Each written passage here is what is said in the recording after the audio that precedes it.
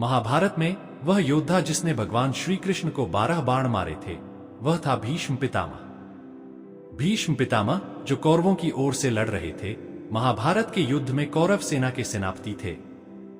श्री कृष्ण ने इस युद्ध में अर्जुन के सारथी के रूप में भूमिका निभाई। इस घटना का विवरण महाभारत के युद्ध के दौरान एक महत्वपूर्ण क्षण को दर्शाता है, जहां धर्म, कर्तव्य और युद्ध की रणनीति के बीच संघर्ष दिखाया गया है।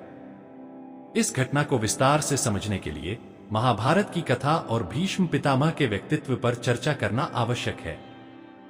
आइए इस प्रसंग और इससे जुड़ी पृष्ठभूमि को विस्तार से जानते हैं। भीष्म पितामह का परिचय। भीष्म पितामह, जिन्हें देवव्रत के नाम से भी जाना जाता है, महाभारत के सबसे महत्वपूर्ण पात्रों में से एक हैं। वह गंगा और राजा शांतनु के पुत्र थे। उनके द्वारा ली गई भीष्म प्रतिज्ञा ने उन्हें इतिहास में अमर बना दिया। उन्होंने आजीवन ब्रह्मचर्य का पालन करने और हस्तिनापुर के सिंहासन की रक्षा करने का व्रत लिया था। उनकी शिक्षा परशुराम जैसे महान गुरुओं से हुई थी और वह युद्धकला, धर्मशास्त्र और राजनीति में पारंगत थे। भीष्म पितामह ने महाभारत के युद्ध में कौरव पक्ष का नेतृत्व किया। उनके शौर्य और पराक्रम के कारण पांडव सेना को भारी नुकसान उठाना पड़ा। श्री कृष्ण का अर्जुन के सारथी के रूप में अवतार। महाभारत के युद्ध में श्री कृष्ण ने अर्जुन के सारथी की भूमिका निभाई। उन्होंने अर्जुन को भगवद गीता का ज्ञान देकर धर्म, कर्म और मोक्ष का मार्ग दिखाया। लेकिन जब युद्ध शुरू हुआ तो श्री कृष्ण ने केवल सारथी की भूमिका निभाने का प्रण लिया था। उन्होंने हथियार उठाने से इनकार कर दिया था। इसके बावजूद भीष्म पितामह के साथ हुई घटना में परिस्थितियां बदल गईं। युद्ध में भीष्म पितामह और श्री कृष्ण का सामना। महाभारत के 10वें दिन भीष्म पितामह ने अपनी युद्ध कौशल और बाणों से पांडव सेना को तहस-नहस कर दिया। उन्होंने अर्जुन को भी कई बार पराजित करने की कोशिश की। भीष्म पितामह का यह प्रण था कि वह पांडवों को हराने के लिए अपने अंतिम श्वास तक लड़ेंगे। इस दौरान अर्जुन भीष्म पितामह का सामना करने में असमर्थ हो रहे थे। अर्जुन की यह दशा देखकर श्री कृष्ण को क्रोध आ गया। उन्होंने धर्म की रक्षा और पांडवों की मदद के लिए अपने वचन को तोड़ने का निर्णय लिया। श्री कृष्ण ने सुदर्शन चक्र उठाकर भीष्म पितामह पर प्रहार करने का मन बना लिया। जब भीष्म पितामह ने श्री कृष्ण को अपनी ओर आते देखा तो उन्होंने उनका सामना करने के लिए अपने धनुष से 12 बाण छोड़े। ये बाण श्री कृष्ण के शरीर को भेद गए। यह एक अद्भुत और भावुक क्षण था, जहां एक ओर भीष्म पितामह का धर्म और कर्तव्य था और दूसरी ओर श्री कृष्ण का धर्म और उनके भक्तों की रक्षा का व्रत।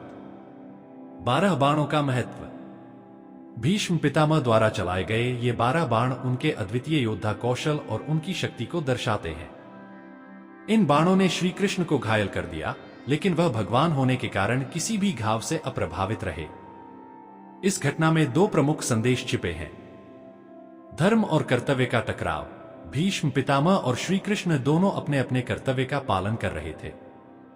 भीष्म अपने राजा दुर्योधन की ओर से लड़ रहे थे, जबकि श्री कृष्ण धर्म की स्थापना के लिए पांडवों की रक्षा कर रहे थे। भगवान की लीला। श्री कृष्ण ने यह दिखाया कि भले ही वह परमात्मा हैं, लेकिन उन्होंने मानव रूप में युद्ध के नियमों का पालन किया। इस घटना का आध्यात्मिक पक्ष। महाभारत का यह प्रसंग केवल एक युद्ध की घटना नहीं है, बल्कि यह गहन आध्यात्मिक संदेश भी देता है। श्री कृष्ण ने यह संदेश दिया कि जब धर्म संकट में हो तो भगवान स्वयं उसकी रक्षा के लिए हस्तक्षेप करते हैं। भीष्म पितामह ने भी अपने धर्म और कर्तव्य का पालन करते हुए इस युद्ध में योगदान दिया। यह घटना यह भी सिखाती है कि जीवन में कभी कभी ऐसी परिस्थितियां आती हैं जहां हमें अपने व्यक्तिगत सिद्धांतों और व्यापक धर्म के बीच चयन करना होता है। महाभारत में श्री कृष्ण और भीष्म पितामह के बीच यह प्रसंग इतिहास और आध्यात्मिकता का एक अद्भुत संगम है। भीष्म पितामह द्वारा श्री कृष्ण को 12 बाण मारना केवल एक युद्ध कौशल का प्रदर्शन नहीं था, बल्कि यह दर्शाता है कि कर्तव्य और धर्म के प्रति उनकी निष्ठा कितनी गहरी थी। वहीं श्री कृष्ण ने अपने भक्तों की रक्षा और धर्म की स्थापना के लिए अपने वचन को तोड़ने का संकेत देकर यह सिद्ध किया कि धर्म की रक्षा के लिए कोई भी त्याग किया जा सकता है। महाभारत के इस प्रसंग को समझने से हमें यह शिक्षा मिलती है कि जीवन में धर्म और कर्तव्य के मार्ग पर चलना कितना महत्वपूर्ण है, चाहे परिस्थितियां कितनी भी कठिन क्यों न हो।